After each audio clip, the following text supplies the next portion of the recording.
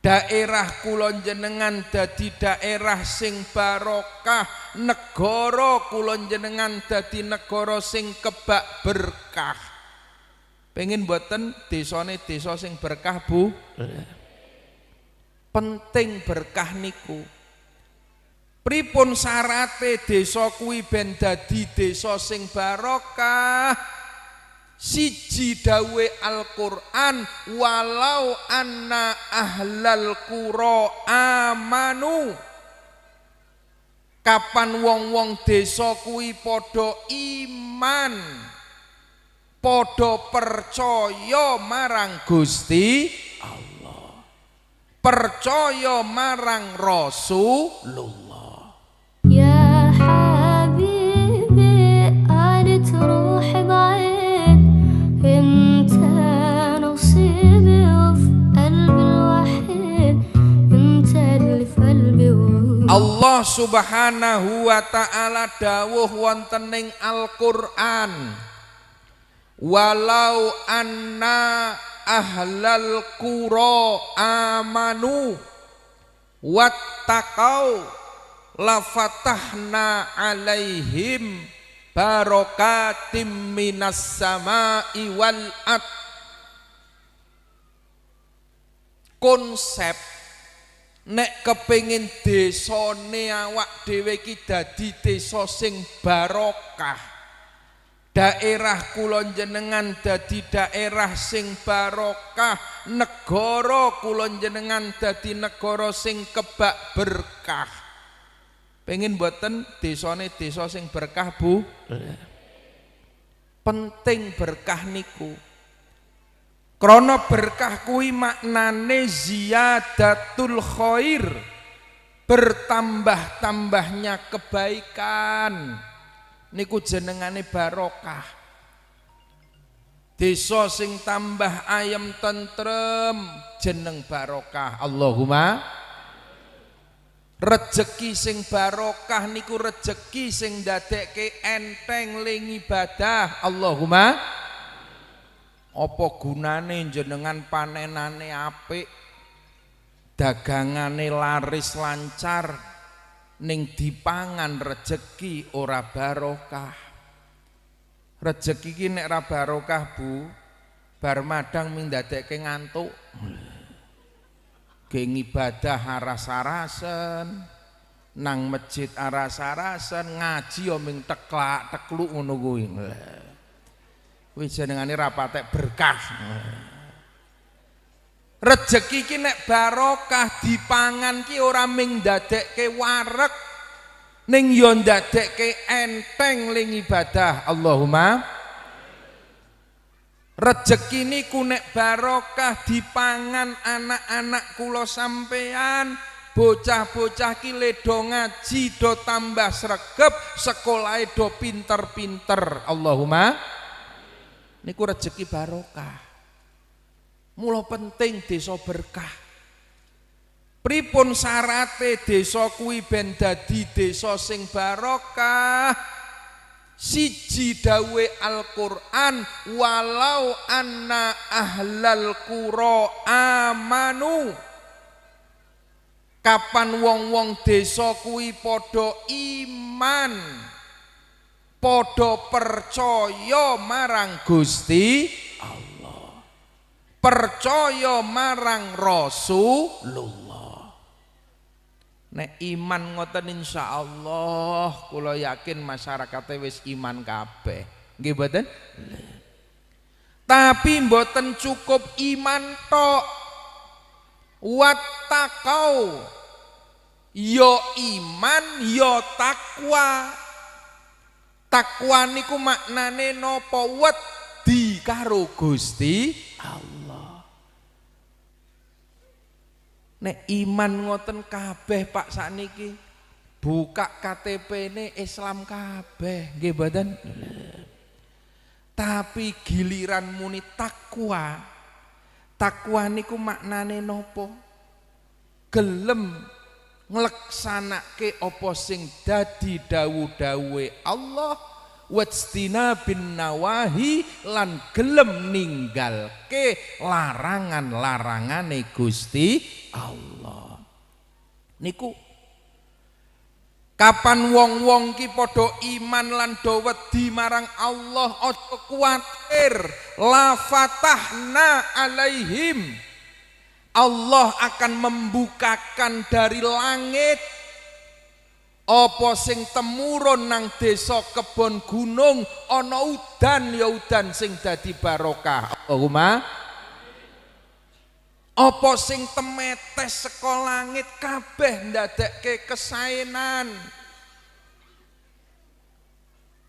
La fatahna alaihim barakatim minas samai wal ard.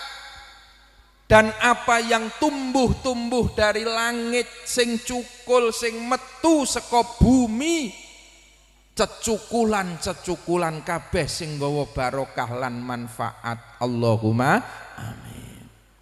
Pokoke kuncine nggih niku wau. Kuncine amanu wattaqau, iman dan takwa.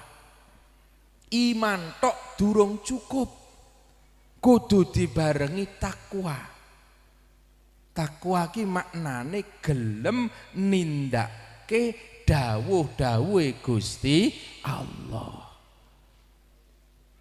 Wis gampang mawon lah, kuncine iman niku cagake iman ki sing jenengane salat. Kapan masyarakat mriki niki salate tertib kabeh, niki ge awamir perintah. Salat niku abot napa enteng Pak nggih? Abot napa enteng Bu? Abot pirang kintal? Ya Allah. Pancen salat niku nek diomong jujur Bu, ora tukang macul, ora kiai, ora bakul nang pasar, ora santri, ora pejabat, ora kus kabeh abot. Abot salat niku. Isih butuh sing jenengane kudu taklif. Mula kiyambak menungso ki disebut dadi wong-wong mukallaf, wong-wong sing isih kudu dipeksa. Contoh sing paling gampil mawon, sesuk jam 4:30 esuk, begitu masjid langgar hayyalas sholah, kula kinten dusun mriki niki langgare kathah nggih, masjide ya akeh. Begitu diundang hayyalas sholah, sing menyat ana pira tak takon. Niku mawon buktine.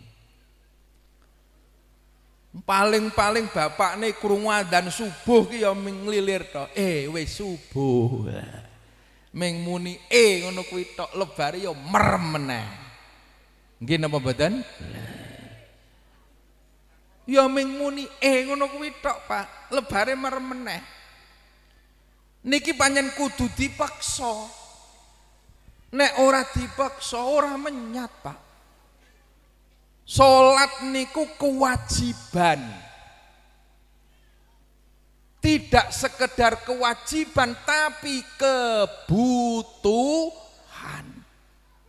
Nek wajib niku jek iso ninggalke umpetan. Tapi jenengane wong butuh niki kudu dilakoni. Sing butuh salat, butuh nyembah karo Gusti Allah, kula jenengan. Allah mboten butuh disembah. Wong sak kebon gunung ora salat, Gusti Allah ora patheken. Wong sak Purworejo ora ngibadah, Gusti Allah ya ora rugi. Sak Indonesia tekan sak alam donya ora ana wong salat, Gusti Allah ya tetep dadi pangeran. Apa rumangsane nek ora ana wong nyembah terus pensiune dadi pangeran mboten. Gusti Allah mboten butuh disembah. Qiyamuhu binafsihi. Allah tidak butuh disembah. Sing butuh nyembah kula jenengan. Awak dhewe.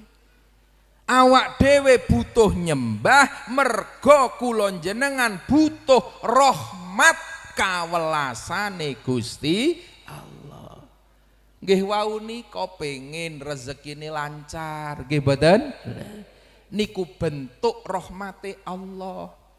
Pengin keluargane sehat, waras kabeh anak putune, niku rahmate Gusti Allah. Pengin desane ayem tentrem, itu semua bersumber dari rahmat belas kasihnya Allah. Mula kiyambak butuh nyembah karo Gusti Allah. Mula ayo dipeksa. Begitu krungu adzan subuh, adem kaya ngopo, aras-arasen kaya ngopo, menyatangi ambil air wudu, munggah langgar, munggah masjid jamaah. Allahumma niki lho.